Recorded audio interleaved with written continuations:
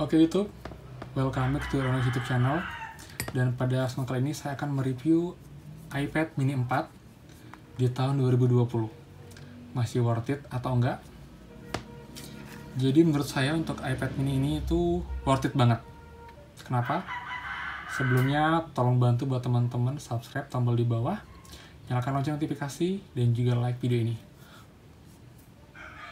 Oke.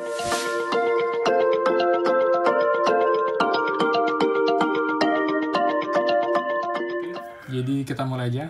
Kenapa iPad mini 4 ini masih sangat layak di tahun 2020 ini? Yang pertama, dia keluaran tahun 2015, jadi kurang lebih 5 tahun. Sama dengan iPhone 6s ya. Jadi dari tahunnya mungkin udah 5 tahun, tapi kalau setahu saya untuk produk Apple, itu kita bisa pakai sampai 7 tahun setelah dia diproduksi. Jadi bisa kita pakai untuk 2 tahun ke depan. Jadi masih worth it banget. Untuk layarnya IPS, untuk layarnya itu 7,9 inch. Lalu kerapatan layarnya juga 324, jadi sangat tajam untuk gambarnya, bahkan lebih tajam daripada iPad Air 2 saya. Lalu untuk iOS-nya, dia masih bisa di-upgrade sampai sekarang di iOS 13.4.1, jadi masih up to date banget. Lalu untuk chipsetnya, dia chipsetnya A8 ya. Kalau 6S dia A9, tapi masih worth it banget karena RAM-nya juga sudah 2 GB. Lalu untuk storage-nya, dia ada storage 16, 32, 64, dan juga 128. Kebetulan ini yang saya punya adalah yang 128, jadi puas banget. Jadi buat teman-teman kalau nyari iPad, jangan pernah cari iPad yang memorinya 16 GB, atau kalian akan nyesel. Kenapa? Karena iPad itu biasanya buat pakai main game, buat edit video segala macam. Kalau memorinya cuma 16 GB, kalian akan cepat banget full storage-nya.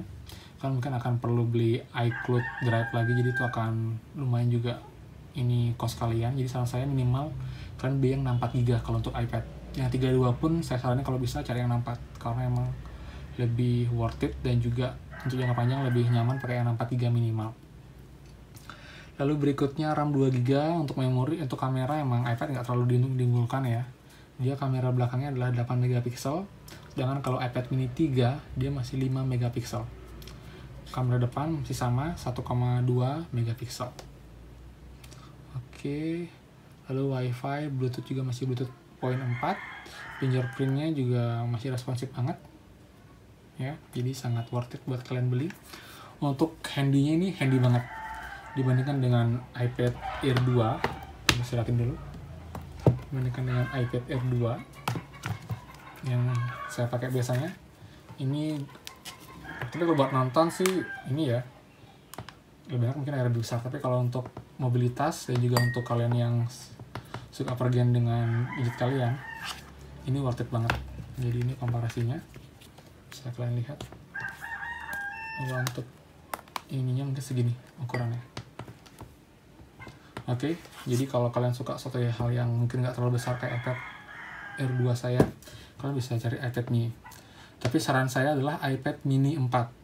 Kenapa? Karena iPad mini 3 itu udah nggak bisa update iOS lagi. Dia mentok di iOS 12, itu sama kayak iPhone 6 dan juga iPhone 5S. Jadi saran saya minimal yang iPad mini 4, karena kalian masih bisa pakai untuk setahun bahkan 2 tahun ke depan. Jadi masih responsif banget dan juga masih nyaman banget buat dipakai. Walaupun yang iPad mini 3 pun juga masih smooth, cuma upgrade-nya udah nggak bisa iOS. Jadi menurut saya ada baiknya kita pakai Apple device itu yang masih update untuk iOS-nya, karena akan terus ada perkembangan dari Apple, jadi kita masih bisa menikmati fitur-fitur baru dari mereka. Seperti itu.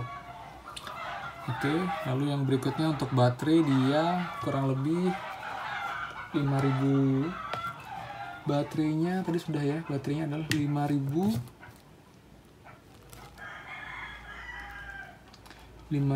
sekian. Lalu juga chipset sudah tadi, chipset A8. Untuk minusnya menurut saya kalau iPad mini 4 belum ada minusnya ya. Terus terang dia masih sangat layak, walaupun untuk kamera emang nggak terlalu bagus saya akui. Tapi untuk speaker dia masih bagus banget. Kalian masih bisa dengar lagu dengan speaker dari iPad ini. Lalu RAM-nya sudah 2 GB, baterainya 5124 mAh. Jadi kalian bisa pakai main PUBG mungkin sekitar 8 game dari 90%. Jadi bisa pakai main sekitar 4 jam ya. Tapi jadi sangat worth it banget buat main game, buat nonton, dan juga handy banget. Ini yang buat saya bilang iPad mini itu adalah antara iPhone dan juga iPad yang 9 atau 10 inch. Jadi dia di tengah-tengah. Jadi dia dibilang tablet tapi mini, tapi dibilang HP dia juga cukup besar. Jadi pas buat untuk beberapa pilihan kita. Untuk harganya, sekarang ini tergantung ya, banyak banget yang jual iPad itu iPad yang bypass. Jadi saran saya buat teman-teman, kalau kalian buat jangka panjang, kalian beli yang normal aja, jangan yang bypass. Karena yang bypass itu banyak banget hal yang nggak boleh kalian lakuin, seperti update iOS, reset, dan juga ada beberapa juga yang nggak boleh mati. Jadi kalau mati iPad-nya, dia akan lock iCloud lagi. Jadi belilah iPad yang normal. Untuk harganya sendiri mungkin di kisaran sekitar 3,5 juta ya, masih agak mahal memang, tapi sebanding dengan performanya. Kalau kalian nyari iPad mini 2 mungkin sekitar 2 jutaan, tapi dia minusnya dia belum ada fingerprint kalau iPad mini 2. Itu start untuk iPad mini 3. Kalau iPad mini 3 itu sekitar 2,8 sampai 3 jutaan. Tapi kalian memori yang sedang ya, yang 32 atau mungkin yang 64 GB. Jadi buat teman-teman, simpulannya iPad mini 4 ini sangat worth it, tapi kalian harus beli, saran saya, yang minimal 64 GB storage-nya.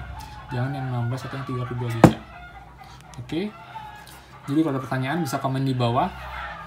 Dan kalau suka dengan video ini, jangan ragu buat subscribe dan juga like video ini ya. Dan sampai jumpa di next video. Dan terima kasih.